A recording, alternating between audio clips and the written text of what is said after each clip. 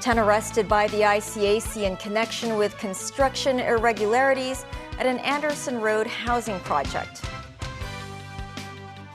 The UK and EU review ties with Israel over its military offensive in Gaza. Putin visits the Kursk region for the first time since ejecting Ukrainian forces there.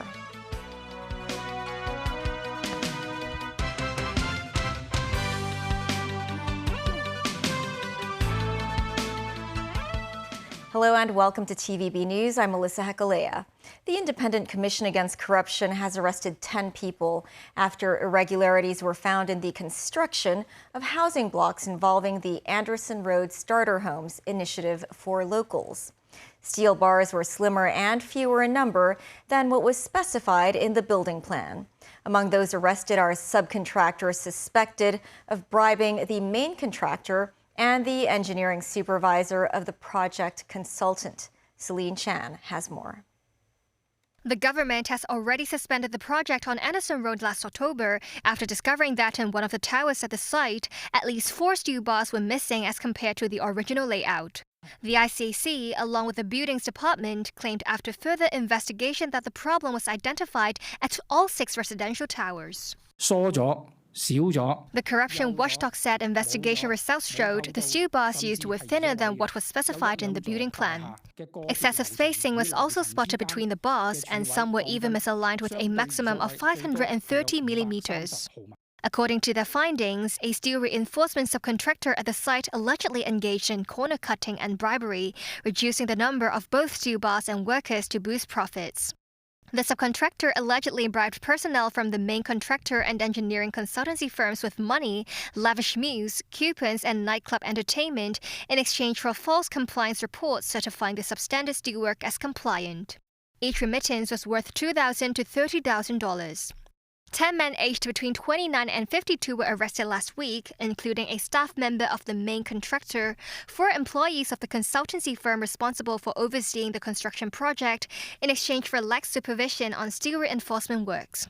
The ICAC said it would continue its investigation into the amount of remittance involved, as well as the construction costs saved. I would say this case is an isolated case because for our experience in doing corruption case in construction sector, these findings are really uncommon, very rare. So I would say we have already taken very fast action to stop these individuals to conduct further corrupt practice. And we also, during our investigation, we do not see any further corrupt practice like this case in other construction projects. The view is also echoed by the chairperson of the Construction Industry Council, Thomas Ho. He said the industry has a very strict set of guidelines that has been operating well. Our procedures, our checking processes are equivalent worldwide, and we are providing check and balances in the right moment. The system is very robust. I feel this is quite sort of unique, quite occasional. It's really those people who intentionally cheat the system, abuse the system. And those people should be criticized, should be penalized, and should be outcast from our industry. In response to the allegations, the CK Asset Holding stated that it is in full support of the ICAC operation and claimed that it has already completed a preliminary round of review, adding it would discuss follow-up operations with the Buildings Department. The Buildings Department says its inspection of the buildings found no structural risk, but added reinforcement works are needed. Celine Chan, TVB News. Sources say the government plans to adjust secondary schools' threshold requirements for operating a class. The current threshold is set at 25 students per class. Mimo Singhai reports. Public and subsidized secondary schools can currently operate 1 class if they receive 25 students. If there's an extra student, the schools can set up another class for the same year. This means if they have 26 students, each class will be made up of 13 people. Sources say the Education Bureau met with school representatives on Tuesday and discussed the matter. Authorities said the future demand for schools will decrease because of the structural trend of a declining population of school-aged children. They said students' learning opportunities and environment may be affected by the low enrollment, and authorities need to review the relevant policies. Sources also say the government may require schools that have set up 4 Form 1 classes to apply for the operation of 5 classes by the next academic year. Lawmaker Dunphy said such a requirement will make it harder for small schools to survive. He said the less popular schools will compete against each other, trying to take in more students. Members 9, TVB News. A 43-year-old worker has died after collapsing from suspected heat stroke at the Phase 2 redevelopment site of Prince of Wales Hospital in Sha Tin. The incident occurred around 3:30 p.m. at the construction site located at 29 Ngang Shing Street. He was sent to the hospital building nearby for emergency treatment. The worker was later pronounced dead. Police are investigating the incident. Temperatures in Sha Tin district had reached 33.5 degrees Celsius. The Hong Kong Observatory issued the very hot weather warning from 11:45 a.m. Notably, the Labor Department had not issued the heat stress at work warning. On Friday, the police will launch a 3-month drone patrol program in the Border District and West Kowloon region. The program aims to optimize the allocation of police manpower. Jaffe Ho has more. The drones, similar in appearance to commercial models, will operate in 2 different regions starting this Friday.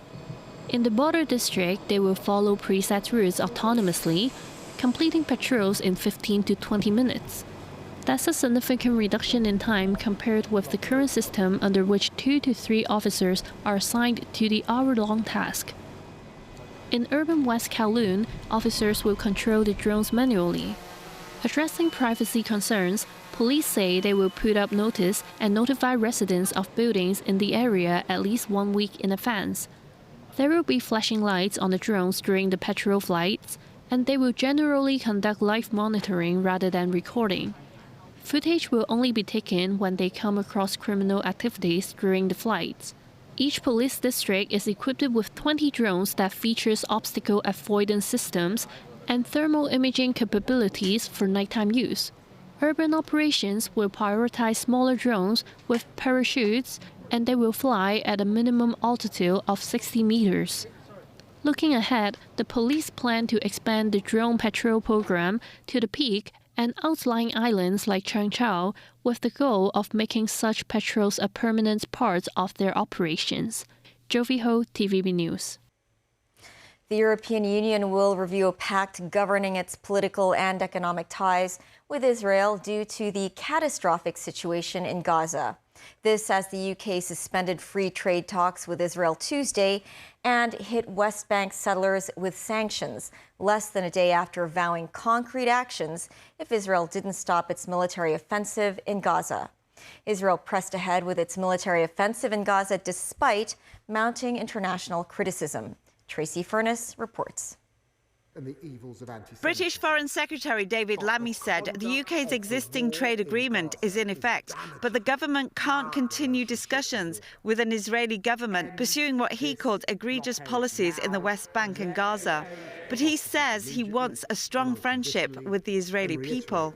Therefore, today, I'm announcing that we have suspended negotiations with this Israeli government on a new free trade agreement. We will be reviewing cooperation with them under the 2030 bilateral roadmap. The Netanyahu's government's actions have made this necessary. I say now to the people of Israel, I want a strong friendship with you based on shared values, with flourishing ties between our people and societies. We are unwavering in our commitment to your security and to your future, to countering the very real threat from Iran, the scourge of terrorism, and the evils of anti-Semitism. And the European Union also in favour of reviewing its association agreement with Israel. The situation in Gaza is catastrophic. The aid that Israel has allowed in is, of course, welcomed, but it's a drop in the ocean. Aid must flow immediately without obstruction and at scale, because this is what is needed. I've made these points also with my talks with Israelis. Also, I've had talks with UN and the regional leaders as well. Pressure is necessary to change the situation. Meanwhile, several explosions were visible in Gaza skies overnight as Israel pressed ahead with its new military offensive despite international. Vladimir Putin visited Kursk for the first time since Moscow says it drove out Ukrainian forces. David Garrett reports. A rare visit to the Russian region of Kursk by the country's President Vladimir Putin. He's at a nuclear power plant under construction near the border with Ukraine. It's a show of strength. Putin says his troops pushed out enemy forces last month. Ukraine has remained silent. These pictures were shot yesterday but only released by the Kremlin today. Putin chatted with workers but was sending a message that things continue as normal despite the conflict. Canada sending its own message to Russia at a G7 meeting of finance chiefs. Canada's minister flanked by Ukrainian counterpart Sergei Marchenko. Canada with a newly elected government still shoulder to shoulder with Kiev. We are, all of us, recommitting to support Ukraine. We're going to hold Russia to account. And we're also going to talk about what we're going to be doing in terms of reconstruction. Ukraine leader Volodymyr Zelensky appreciates partner support but says in his nightly address that America and President Donald Trump are the key. After his conversations with Trump and Trump's with Putin, Zelensky says it is crucial America stays engaged in the peace process, believing Russia fears the US and Washington can influence negotiations, especially if they deliver harsher sanctions. That's going to be my determination. That's going to be nobody else's determination. We'll see how Russia behaves. We see what's going to happen. You know, we have a pretty critical time right now. I had a talk yesterday for 2.5 hours with President Putin, as you know. I also spoke to all of the European, or to many of them, leaders, but they were representing the whole. The EU approved its 17th package of sanctions against Russia at a Foreign Affairs Council get-together chaired by the EU High Representative for Foreign Policy. Many countries have said if Russia does not agree to full and unconditional ceasefire, there will be more pressure. And of course, working on the next package of sanctions is the pressure we can put. David Garrett, TVB News. Still ahead. Trump unveils plans for the Golden Dome missile defense system. And a growing Chinese presence in the Russian capital.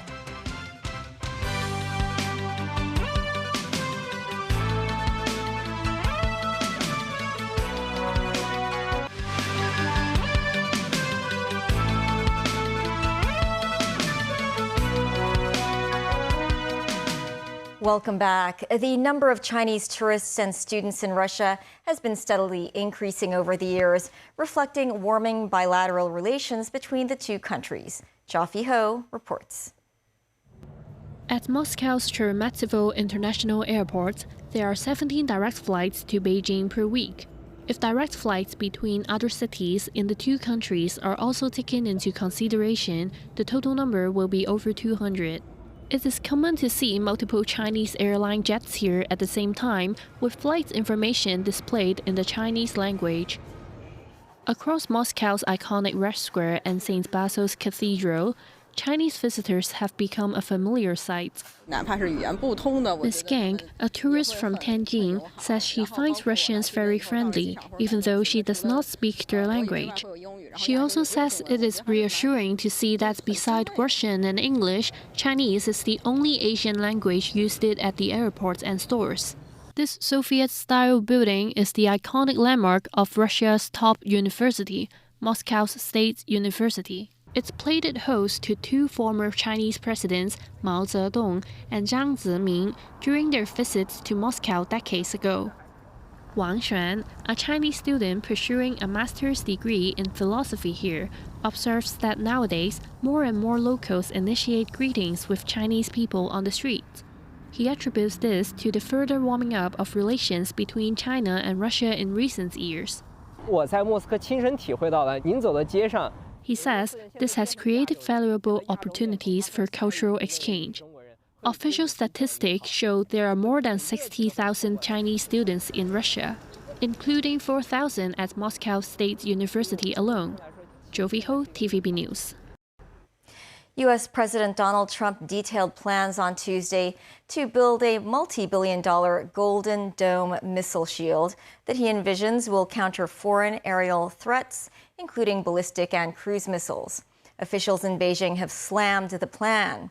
They urged Washington to abandon the development of the Golden Dome as soon as possible and take action to enhance trust among major powers. Danny Zhou has the story.